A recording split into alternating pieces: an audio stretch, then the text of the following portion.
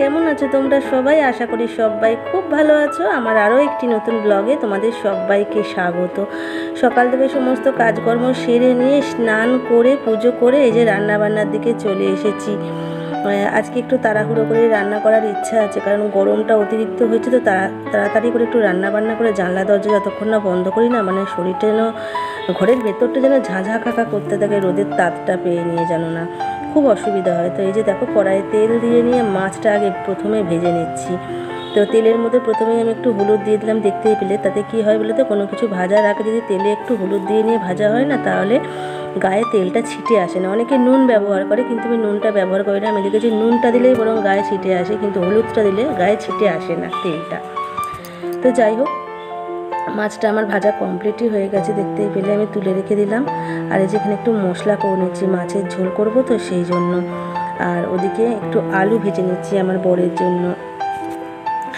বেশ কিছুটা আলু ভাজাই করে নিচ্ছি, কারণ হচ্ছে কিছুটা আলু ভাজা আমার বরের জন্য তুলে রেখে দেবো, আর কিছুটা আলু ভাজা আমি করব হচ্ছে গিমা শাক। তো আগে ছোটোবেলায় এই গিমা শাকটা না আমার খেতে একদম ভালো লাগতো না, যেহেতু হালকা একটা তিতকুটা ভাব থাকে, সেই জন্য না খেতে, ছোটোবেলায় তো একদম তেতো আমি খেতামই না। তো যাই হোক, এখন আর কি সব কিছু সময়ের সঙ্গে সঙ্গে বদলেছে। এখন গিমে শাকটা খেতে ভীষণ ভালো লাগে। তো এই গিমে শাকটার অনেক নাম আছে, কেউ গিমা শাক বলে, কেউ ডিমের শাক বলে, হ্যাঁ, তো অনেক রকমের নাম আছে। তো আমি গিমা শাকই বলি, ছোট্ট ছোট্ট দেখতে হয়। এই গিমা শাকটা বাছতে গিয়ে জানো না, প্রচুর আমার আজকে লেট হয়েছে গো।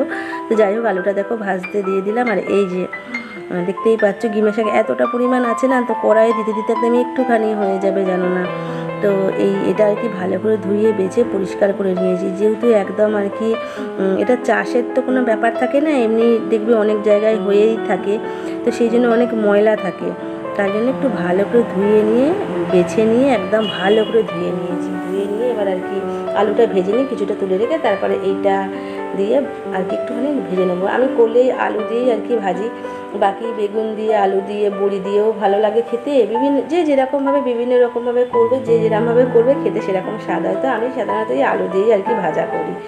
আর এইদিকে একটুখানি লাল ডাঁটা নিয়ে এসেছিলাম, ওই বড় যে ডাঁটা হয় না, সেই লাল ডাঁটা নিয়ে এসেছি। এটা একটু সর্ষে পোস্ত দিয়ে ঝাল করবো। আর ওই দেখো 4 টুকরো আলু করেছি, এটা মানে কেটে নিয়েছি, এটা মাছের ঝোলে দেবো। আর একটু আম নিয়েছি, ওই দিন আম কিনেছিলাম, সেই আমগুলো আমার আর কিছু করা হয়নি, আর দেখো না নরম হয়ে পেকে যাচ্ছে। তো সেগুলো একটা একটা করে প্রত্যেক দিন চাটনি করে খেয়ে নিচ্ছি। কী আর করবো, নরম হয়ে গেলো তার কিছু করা যাবে না। এদিকে একটু মশলা করে নিয়েছি, মাছের ঝোল করব, তারপরে এই ইয়েতে দেবো, ডাঁটাতে দেবো, এইসব। তো এই যে মাছটা ভেজে নিয়ে দেখো আমি তুলে রেখে দিয়েছি। আর আমার ভাতটাও হয়ে গেছে। প্রথমে ভাত বসিয়ে দিয়ে এত কিছু কাজকর্ম করছিলাম, তো থাক এগুলো। এই দেখো, এদিকে শিলেতে আমি আবার একটু সর্ষে আর একটু পোস্ত নিয়ে নিচ্ছি। ওই যে বললাম ডাঁটার ঝালটা করবো, এই সর্ষে আর পোস্ত দিতে সমপরিমাণ সর্ষে নেবো, আর সমপরিমাণ আর কি পোস্তটা নেবো। একটু কাঁচা লঙ্কা দিয়ে বাটলে ভালো হতো, কিন্তু কাঁচা লঙ্কাটা যেহেতু আমি পেস্ট মশলাটাই দিয়েছি, পেস্ট মশলাটা একটু ব্যবহার করবো, তো সেই জন্য তাই এটা আর কাঁচা লঙ্কা দিয়ে বাটবো না, একটুখানি নুন দেবো, নুন দিয়ে নিয়ে ভালো করে আর কি এটা বেটে নেবো মিহি করে। তো আমার এই শিলে মশলা বাটতে গেলে জানো না, এই সর্ষে পোস্ত সব গোটা গোটা চলে যায়, মানে 3বার 4বার করে মানে বাটতে হয়। যতটুকু জিনিসই হোক না কেন, আমাকে 3বার 4বার করে এই মশলাটাকে বাটতে হবে। সেই জন্য শিলে বাটতেই আমি চাই না, কিন্তু কি করব, এটা তার মিক্সিতে বাটা যাবে না, এতটুকু জিনিস সেটা শিলেতেই আর কি বাটতে হবে। তো এই যে দেখো, এবারে গিমা শাকটাকে ভাজবো। তো ওইদিকে আমার আলুটা ভাজা কমপ্লিট হয়ে গেছে। তো একদম কড়াই দেখো অল্প একটু আর কি না দেওয়ার মতো তেল দিয়েছি, যেহেতু আলু ভাজাটা আমি তেল দিয়ে ভেজেছি, আর ওটার মধ্যে একটু ভালো রকম তেল আছে, তুলে রেখেছি যে, সেই জন্য অনেকটা বেশি তেল হয়ে যাবে। আর এই শাকটা দেখো দিলেই কড়াই একটুখানি হয়ে যাবে। তো একটু সামান্য নুন দিলাম, খুব অল্প করে, আর দেবো হচ্ছে অল্প একটু 1 চিমটা আর কি হলুদ দেবো। দিয়ে নিয়ে একটু নাড়াচাড়া করে নিয়ে যে আলু ভাজাটা তুলে রেখে দিয়েছি, সেই আলু ভাজাটা এর সাথে মিশিয়ে নিয়ে আর একটু ভাজা ভাজা করে নামিয়ে নিলেই হয়ে যাবে আমার গিমা শাক দিয়ে আলু ভাজা। তো এটা গরম গরম ভাত দিয়ে খেতে না দুর্দান্ত লাগে, আমার তো ভীষণ ভালো লাগে, আমার বড় খেতে ভালোবাসে এটা।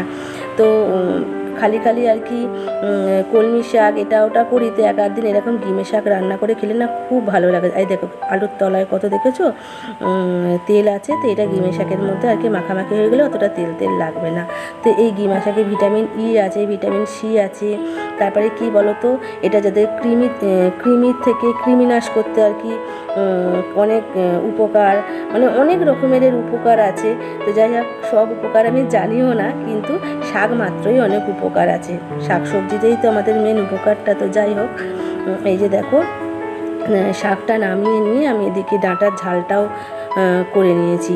এবার আর কি একটুখানি এটা কষা কষা হয়ে গেছে, একটু সামান্য এবার জল দেব, দিয়ে নিয়ে ঢাকা দিয়ে দেবো। তারপরে একটু মাখো মাখো বলতে কি একটু ঝোল ঝোল মতোই রাখবো, দিয়ে নামিয়ে নেবো। কারণ আজকে কোনো রকম ডাল করিনি, শুধু এই ডাঁটার এই ঝালটা থাকবে, গিমের শাক আর আলু ভাজাটা থাকবে। আলু গিমের শাকের যে ভাজাটা আর বরের জন্য তো অল্প বললামই, আলাদা করে আলু ভাজা তুলে রেখে দিয়েছি, আর মাছ ভাজা এইসব আর চাটনি এইসব দিয়ে আর কি খাওয়া দাওয়া হবে। তো সেই ডাল করিনি বলে একটু সামান্য এটা ঝোল ঝোল করে রাখবো। তো চলো এটা নামিয়ে নিয়েই একবার তোমাদের না হয় দেখাচ্ছি আর কি।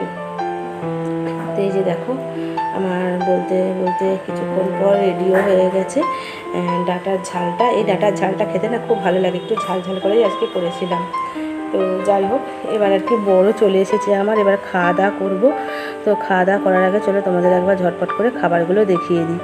তো এই যে দেখো ভাতটা এখনও বেশ ভালো গরম আছে এখন। আর কী বলতো, এখন গরমের জন্য না একটু অল্প অল্প করেই ভাত করছি, একদম গরমে না খাওয়াচ্ছে না, ভাতগুলো রয়ে যাচ্ছে সেই জন্য। আর এই দেখো এদিকে চাটনি, ওদিকে ডাঁটার ঝাল, এদিকে আলু ভাজা, মাছ ভাজা আমার বরের জন্য, এদিকে আমার আলু দিয়ে মাছের ঝোল, আর এদিকে হচ্ছে গিমের শাক আর আলু ভাজা।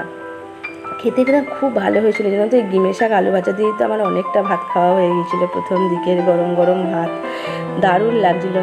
আর তেঁতো তেঁতো বলছি না, এখন যেন তেঁতো ভাবটা লাগে না। এটা ছোটোবেলায় তিতকুটা ভাবটা লাগতো, কিন্তু এখন যেন মুখে তেঁতো ভাবটা ভালো লাগে না, অনেক ভালো লাগে খেতে, একদম তেঁতোটা বোঝায় না। তো যাই হোক, এই যে দেখো আমার বরকে খাবার খেতে দিয়ে দিচ্ছি, তারপর আমিও আর কি বেড়ে নেবো, দিয়ে খাওয়া দাওয়া করে নেবো। তারপর তো বাকি আরও কাজকর্ম আছেই। তো এই যে দেখো বরকে মাছ ভাজা দিলাম, আলু আর গিমের শাক ভাজাটাও দিচ্ছি, তারপরে আলু ভাজা এগুলো পরপর দিয়ে ওকে খেতে দিয়ে দেবো। তো চলো বন্ধুরা, আজকে এই পর্যন্তই।